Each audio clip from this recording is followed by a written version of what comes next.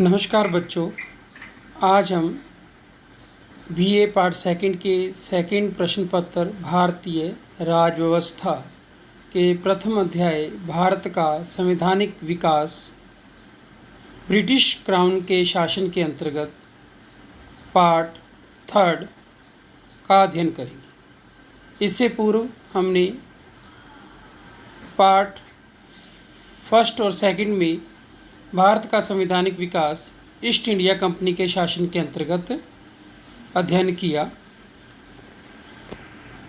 Part third में हम देखेंगे कि ब्रिटिश क्राउन के अंतर्गत ब्रिटिश संसद के द्वारा भारत शासन अधिनियम एवं भारत परिषद अधिनियमों के माध्यम से भारतीय शासन व्यवस्था को चलायमान बनाए रखा गया। ब्रिटिश संसद के द्वारा विभिन्न अधिनियम बनाए गए। भारत शासन अधिनियम 1858, भारत परिषद अधिनियम 1861, भारत परिषद अधिनियम 1892, भारत परिषद अधिनियम 1909, भारत शासन अधिनियम 1919, भारत शासन अधिनियम 1935 और भारतीय स्वतंत्रता अधिनियम 1947। ये सारे अधिनियम ब्रिटिश क्राउन के अंतर्गत ब्रिटिश संसद के द्वारा तैयार किए गए।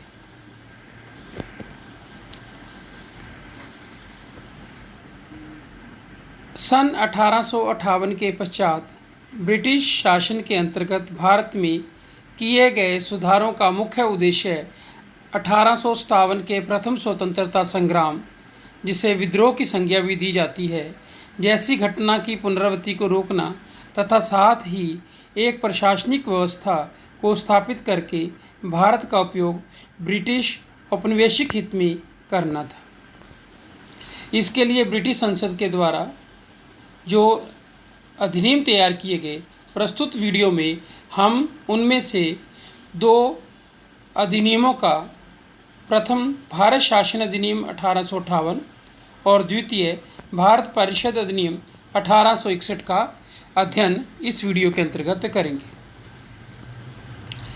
सन 1858 का भारत शासन अधिनियम, इसके प्रमुख प्रावधानों को हम देखेंगे। इसके अधीन भारत का शासन सीधे महारानी विक्टोरिया के अधीन चला गया। गवर्नर जनरल का पदनाम बदलकर भारत का वायसराय कर दिया गया। वह वायसराय भारत में ब्रिटिश ताज का प्रत्यक्ष प्रतिनिधि बन गया। लॉर्ड कैनिंग भारत के प्रथम वायसराय बने। इस अधिनियम ने नियंत्रण बोर्ड, बोर्ड ऑफ कंट्रोल और निदेशक कोर्ट ऑफ डायरेक्टर को समाप्त करके भारत में द्वैध शासन प्रणाली का अंत कर दिया।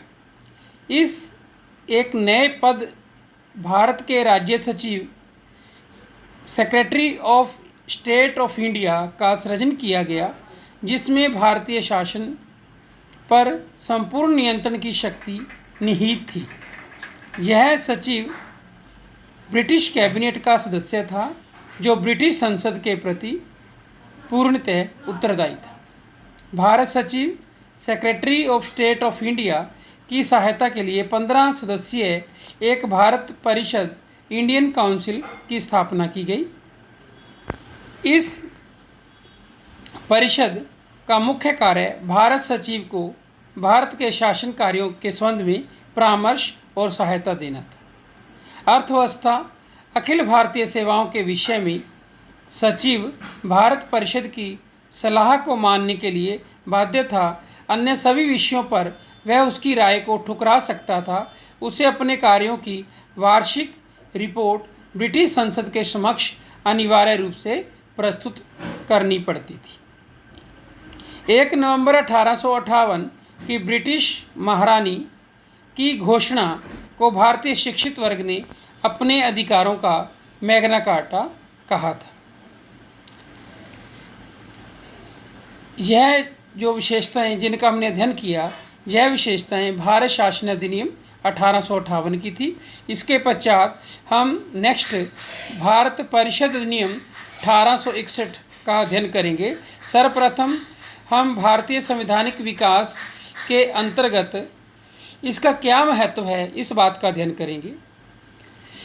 भारत के संवैधानिक विकास में यह अधिनियम निम्न 2 कारणों से विशेष महत्व रखता है। नंबर 1, इस एक्ट से गवर्नर जनरल की परिषद में भारतीय प्रतिनिधियों को शामिल कर उन्हें विधायी कार्यों में सहयोग करने के लिए अधिकार प्रदान किए गए। गवर्नर जनरल की विधायी शक्तियों का विकेंद्रीकरण कर दिया गया। नंबर 2, प्रांतीय विधान परिषदों को विधि निर्माण करने का अधिकार प्रदान किया गया, जिससे प्रांतीय स्वायत्तता प्रारंभ हुई। भारत परिषद अधिनियम 1861 के प्रमुख प्रावधान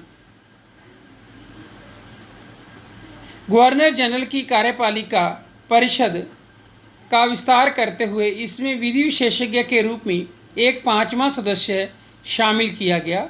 गवर्नर जनरल की परिषद को विधि निर्माण की शक्ति प्राप्त थी।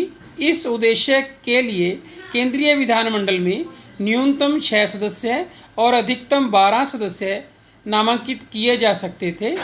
इन नामांकित सदस्यों में से आधे सदस्य गैर सरकारी होते थे। तत्कालीन वायसराय लॉर्ड कैनिंग ने 1862 ईस्वी में नवगठित केंद्रीय विधान परिषद में निम्नलिखित 3 भारतीयों को नियुक्त किया। पटियाला के महाराजा नरेंद्र सिंह, बनारस के राजा देवनारायण सिंह तथा sir Dinkar Rao. Lord Canning ने विभागीय प्रणाली, जिसे पोर्टफोलियो सिस्टम भी कहा जाता है, की शुरुआत की। इस अधिनियम के अनुसार बम्बई, मद्रास की विधान परिषदों को कानून बनाने व उसमें संशोधन करने की शक्ति प्रदान की गई। इस अधिनियम द्वारा उत्तर पश्चिम सीमांत क्षेत्र पंजाब तथा बंगाल में नई विधान परिषदों की स्थापना की गई। गवर्नर जनरल को अध्यादेश ऑर्डिनेंस जारी करने की शक्ति प्रदान की गई, जो आपातकाल में 6 माह तक प्रभावी रह सकता था। इस अधिनियम की उपयुक्त विशेषताओं के होते हुए भी इस अधिनियम में कुछ कमियां थी, जिनका अध्ययन हम निम्नानुसार करेंगे। विधान परिषद में गैर सरकारी सदस्यों की कोई प्रभावी भूमिका नहीं थी। वे न तो कोई प्रश्न पूछ सकते थे और न ही बजट पर चर्चा कर सकते थे। गवर्नर जनरल केंद्रीय एवं प्रांतीय विधान परिषदों द्वारा पारित किसी विधेयक पर निषेधाधिकार अर्थात वीटो का प्रयोग कर सकता था। साथ ही ब्रिटिश संसद की किसी भी विधि को अस्वीकार कर सकता था। धन्यवाद।